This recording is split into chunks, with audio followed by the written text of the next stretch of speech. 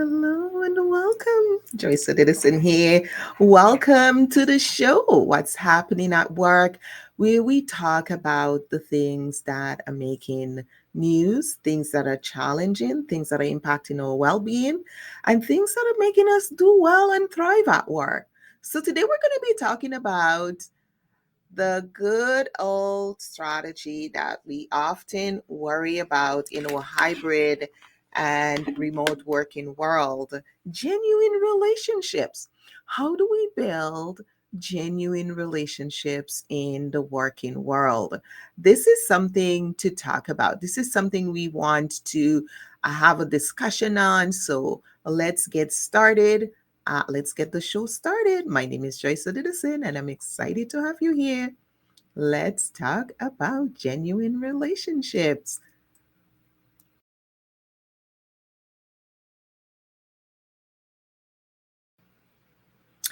All right. So here we are, What's Happening at Work podcast, live show, and we are talking about genuine relationships.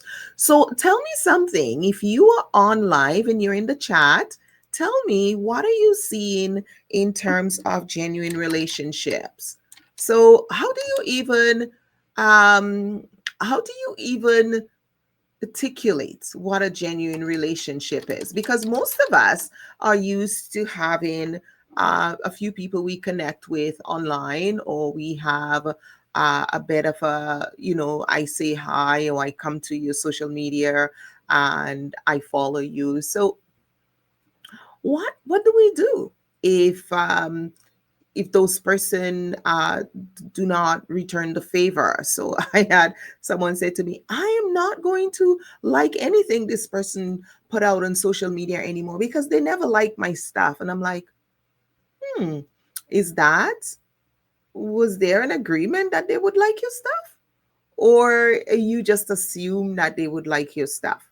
And we make a lot of assumptions as we're online, and we meet people online, and we don't really have the same kind of skills that we we need, or we're not using the same skills to connect with people online as we do to connect with people face to face. There is a difference. It's not the same kind of relationship, and we have to remember that in our interactions with people, that when we meet someone online and the relationship we have with them online, it's not going to be the same relationship we have with them when we have someone face to face. For instance, we will have someone we met face to face, someone we have a relationship with, someone we know, our classmates, someone we went to school with, someone who was at my bride, was a bridesmaid in my wedding, or somebody I was a bridesmaid. So our relationships have evolved over the years, and the skills we used for relationships are different than the skills we use for online relationships. And so we're seeing many different challenges popping up in the workplace, especially during since the pandemic. Many leaders took on their position and they had never met their employees face to face.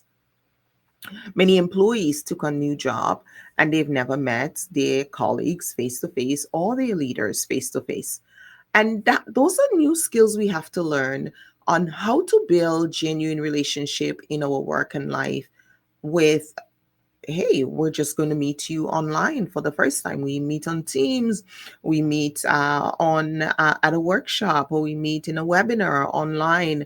And can we still have those relationships? So how do we take those likes and usernames, and how do we take those connections and turn them into genuine relationships? No, it takes skill, because funny, I have this colleague who says to me, Joyce, you are so good at forming relationship and maintaining relationship. You're a true friend. You're a true person who's genuine in relationships, and that's really key. But I just noticed Cherry said trust, respect, self-awareness, inclusion, open communication are very important in having genuine relationships in our workplaces. That is very true. But those are things that we don't know how to do online as well as we did face to face, because for centuries the human brain was designed to have face-to-face relationship, to connect with somebody and meet them. We shake hands. Even during COVID, people had a hard time not shaking hands. There is that signal, right, from the brain, and that biological connection. When we shake somebody's hands, it says, I trust you, I see you, I feel you, I connect with you. But when we just meet that person online, and we meet at a webinar, or we meet at a video call, or we meet online in some way, it's harder to develop trust because we don't get to read the whole body language online as we do when we meet that person. So we know initially when we meet someone, in the first 5 seconds, we make a decision about that person. It's not necessarily accurate, but that's just the human thing we do. We make a judgment about that person in the first 5 seconds that we see them. And then we hold on to that until they've done something to change our mind. So when you say trust and respect, Cherry, how do we trust and respect someone right away without having that personal interaction, without them putting forward being showing trustworthiness? And this is something that we have a challenge with in the workplace right now. A lot of people tell me, Joyce, I don't trust my boss, or I don't trust my coworkers. And many mid-level leaders are struggling to feel, that they can trust the level of leadership above. And part of trust comes from knowing and spending time. And we don't do that enough. We don't know, and we don't spend time with people enough to truly get to know them. And that's a big factor. So in the workplace, we have to find ways to get to know people and to spend that time with them so that they get to trust us. Sometimes they see our actions, but they don't really know what's motivating the action. They don't know why I am doing the thing. So they make their own judgment about me based on their perception of reality, not necessarily on mine. So many times when I'm intervening in conflict, and when employees are overwhelmed and stressed, and they're like, oh, my boss, my organization did this, and they don't care about me, and all those things, it's based on their needs and their own perception of what they're feeling. So we always have to come back and say, well, what was that person thinking, and where are they coming from? And then, of course, we have to talk about communication. So say being personal, helpful, be yourself, and consistent in build virtual relationship. Being reliable is also very important. It's true. Being consistent. So the first thing you have to do when you want to transfer that online connection, because that's what it is, that online connection into a genuine relationship, is you have to show that you care, right? I am interested in you. Show interest in the other person, what's going on with them, in their story, in their life. Because too often it's all about ourselves and what we need, and we're not necessarily focusing on what does that person need and how can I be of service to them. It's the same. And so those are some skills that we can transfer online, right? We can say, how can I serve you? What can I do to help you? How can I help you be the best that you can? Right? And if you do that, then people know you care, because that's how it goes, right? People don't care until you show them that you care about what they need. So once you've told them that you care about what they need, and they see that you care about what they need, then they can now pay attention to what you need. And I'll share with you one of those situations. I met someone online, and this person came online, and we met because of a program I was running. We run the Global Workplace Wellness Summit, and this person was going to speak at the summit, and then the person disappeared. We had everything set up, and I was sending information, and I could not reach that speaker. And this was several years ago. And I thought, we were running the virtual summit, and I thought, this is unusual. I'm going to check in with that person. And so happenly, they did not respond to their work email. So then I sent to their personal email, only to find out that the person had actually become ill.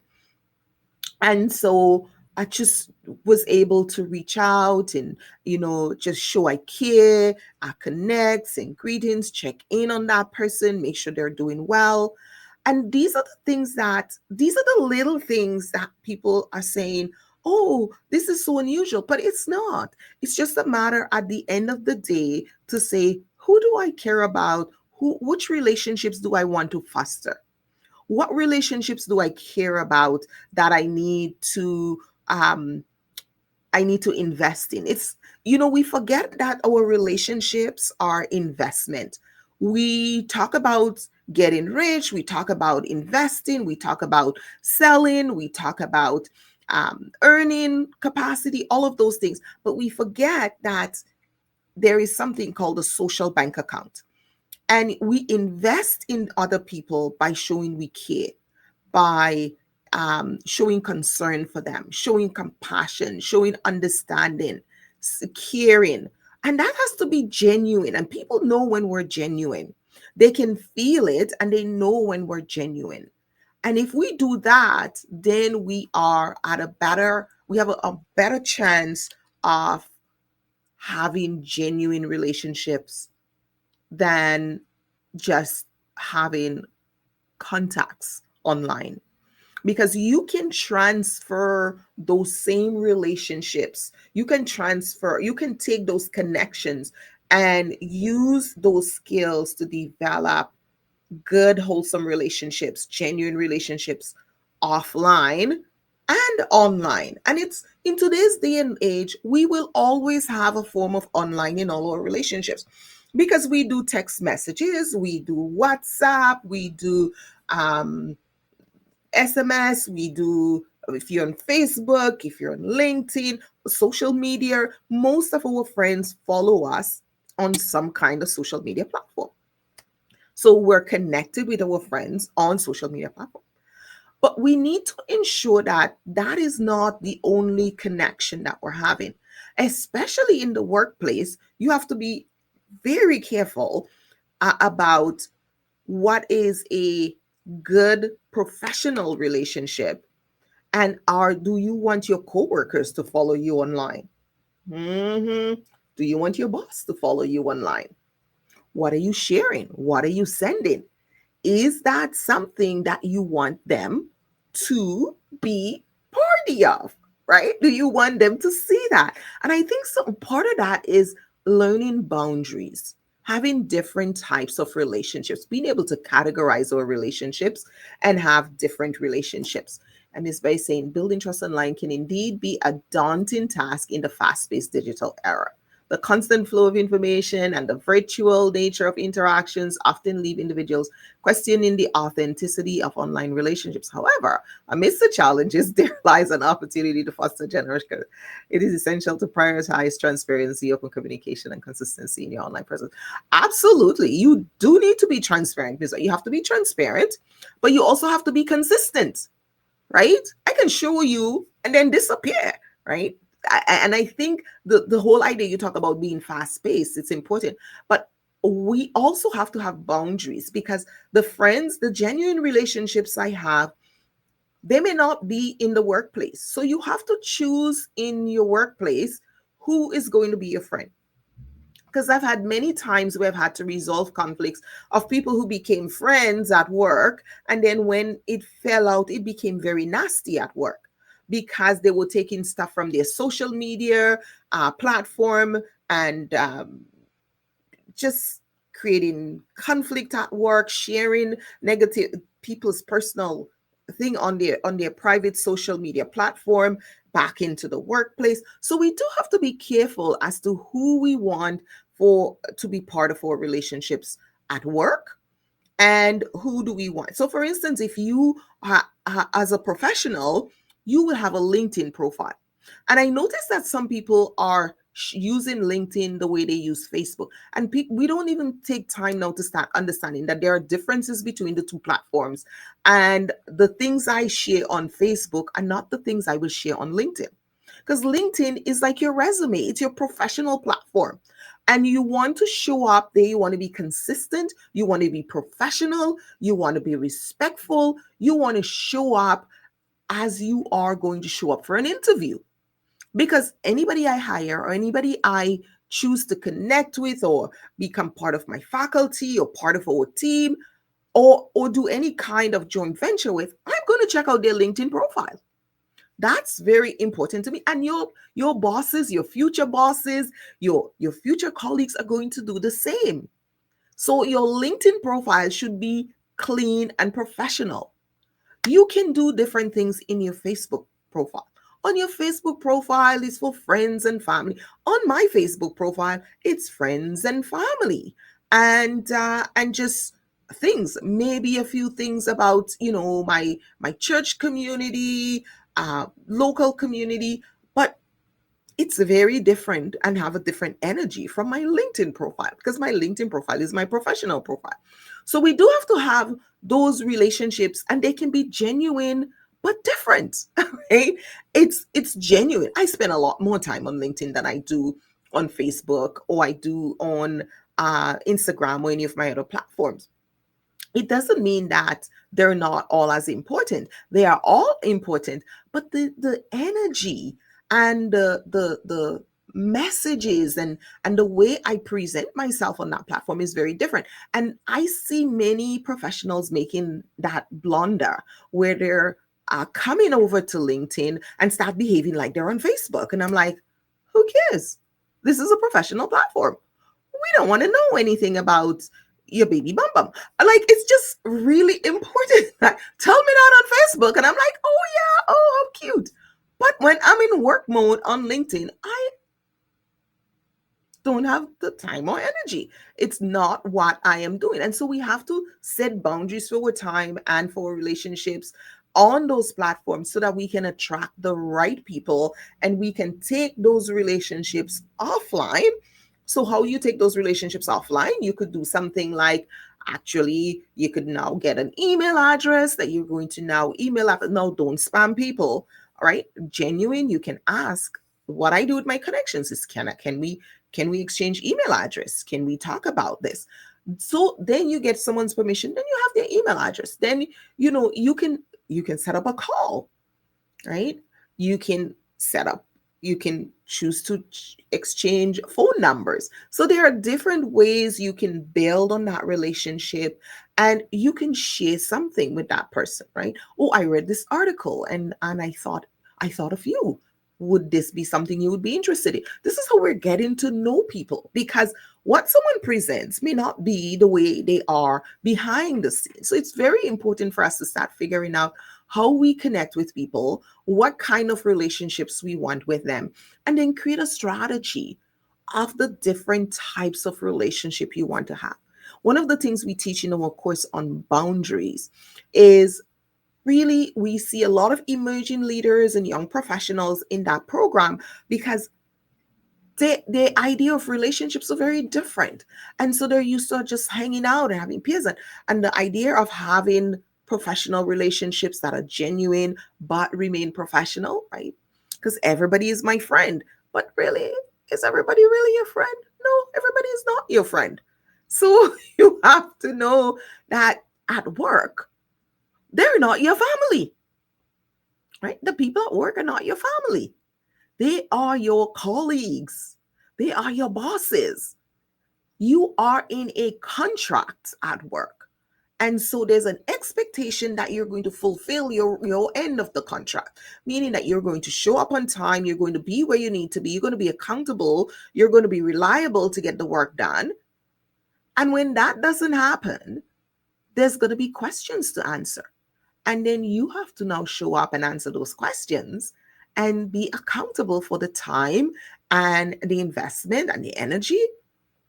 So when we don't do that, if you're in a virtual role, if you're working virtually or hybrid, that's also very important. You have to show up and you have to perform and you have to be accountable. It's the same when there's an error. So for instance, you've done something, there's an error, there's a mistake, and taking that time to apologize, to say, I'm sorry, to say, you know what, I didn't realize that. Thank you for bringing it to my attention. All of those little things build up and build into that. Oh, this person is reliable. Oh, this person is accountable. This person keeps their word. Or have a good explanation. That's what makes people want to have that's what builds genuine relationship and make people want to foster that relationship with you, because they know what to expect. Human beings do not like ambiguity. We don't. We may look like we do and we may allow it, but we really, because when there's ambiguity, we start coming up with our own ideas of what's going to happen. And it's always more scary than the real thing. So the more we can be transparent, the more we can share genuine concern, the more we can be responsible and accountable, the more we can transfer some of that into offline communication, the better and the quicker we can form genuine relationships that is free of conflict. Because as a conflict analyst over the past 26 years, I have seen so many silly little misunderstandings become issues at work. And we have someone here saying, moving from anonymity to real identities foster accountability, laying the groundwork for meaningful online relationships in a landscape tainted by skepticism.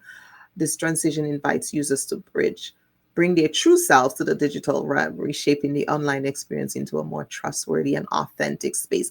What we do have to be careful too, though, because we are living in an age where it's easy for people to duplicate themselves.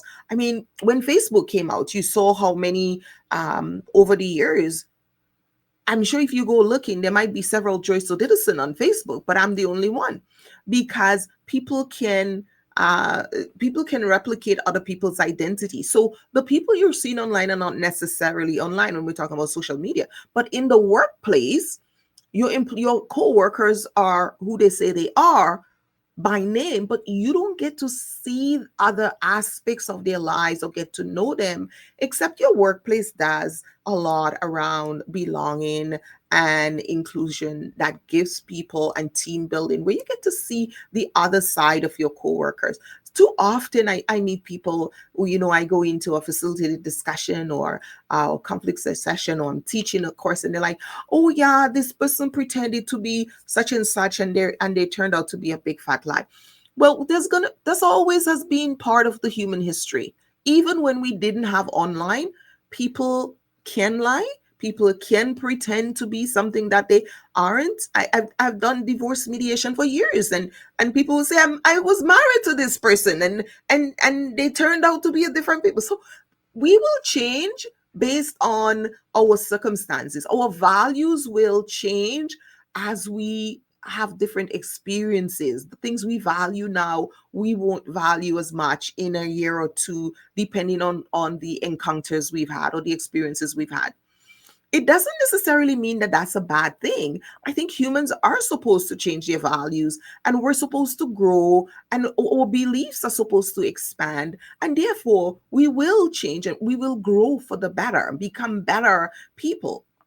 When I work with emerging leaders, I always tell them, look out. You're going to be 2, 3, 4 years down the road. You will be a different person, not necessarily a bad person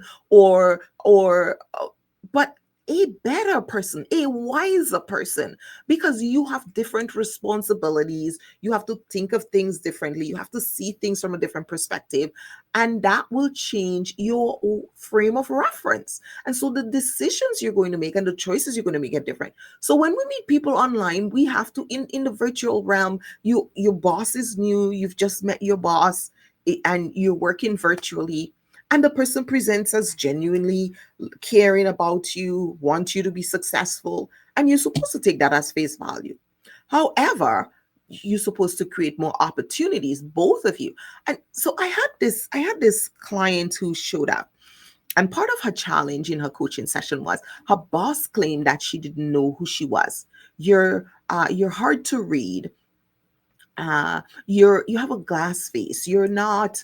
Um, we don't know. We don't understand why your face looks that way, and you're always looking stressed.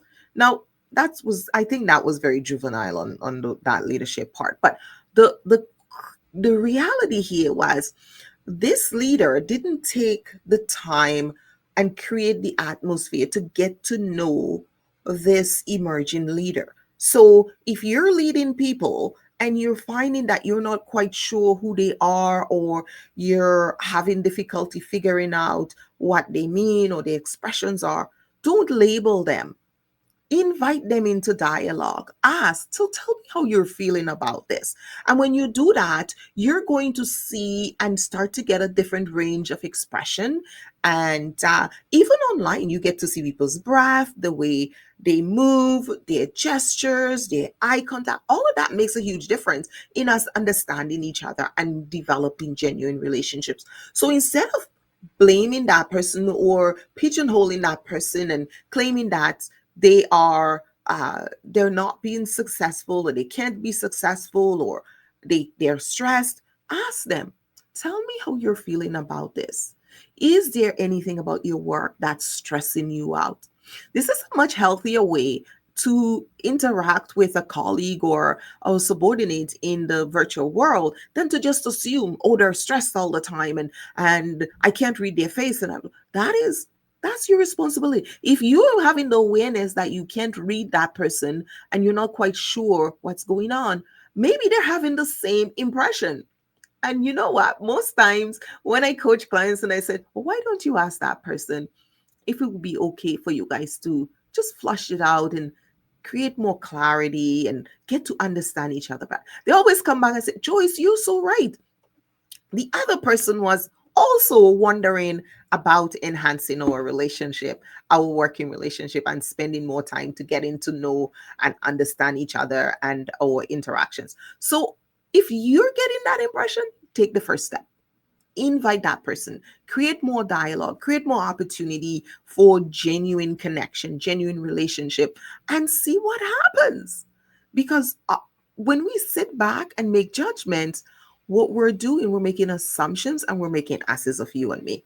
And then you're in a situation where there comes divide and the person is feeling, the trust starts to break down because it's already tentative, right?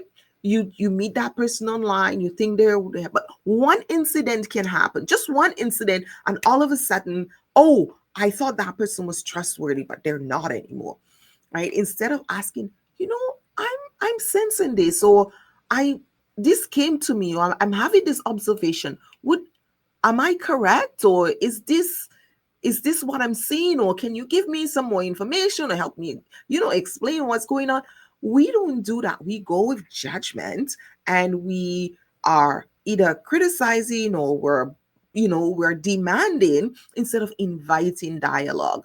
So too often I'm seeing that showing up in the virtual realm. And part of what I wanted to do with this little piece today was to say, hey, we can use some of those same skills, and we can also create new ones so we can build trust and genuine relationships in the workplace, as well as in our personal lives, as we interact, as we network. Because networking is such an important aspect of growing your career, growing your business, increasing your value and your net worth. It's such an important aspect of it. And part of that is relationships. So if we're struggling with building those genuine relationships, that means we're narrowing our impact and our ability to expand and network. And in today's day and age, most of the people we're going to meet are going to be online. So, how do we transform those relationships into genuine relationships that can move the needle on our career, on our businesses, on our services, our clientele, and our impact around the world? Is to use our communication skills. Stop making judgments, be curious, give the other person an opportunity to explain, and be accountable, be genuine, be transparent, and treat others with kindness and compassion. Remember, people don't know how much we care about them until we show them. And when people see you genuinely care about them, it makes a difference. It's, you know what? They feel surprised because they'll be like, oh, this is different. I'm not used to having people usually want something from me. I'm not used to getting people just caring about me and wanting to be there for my well-being on their own. And that's part of what we teach when we focus on that whole concept of the well-being intelligence curriculum. We start to look at, how do humans interact? How do we build trust? Because trust is such an intricate part of our communication online. And if we can't trust people and we don't know how to build trust, when 80% of our relationships are going to be online, then we're going to be in serious trouble. So let's go ahead and build those relationships. Take those relationships, start to transfer them into personal interactions and engagement. And then from there, build on that. This is Joyce Odidison, and thank you all for being here. Thanks for your comment, your input, and feel free to engage with this after. Of course, building trust in the digital realm can be a real challenge, but the strategy discussed here are a game changer. Thank you, Amen. And of course, you can still leave your comments after the chat because we do have notes that are going to be on here, and I'll be going back and interacting. So if you have comments after the show that you want to leave, or you have other perspectives you want to share, absolutely go ahead. I can't wait to hear what you share, because I will be coming back and making notes and talking with all of you who are. So if you hear, give us a like, give us a shout, say thank you, tell us how the show impacted you. And I will see you for our next show. Joyce Odidison, interpersonalwellness.com. What's happening at work show. Take care and be well, and go out and build those genuine relationships, because online is the way to is here to stay. It's not going anywhere. We can have good genuine relationships online as well as offline. Bye now.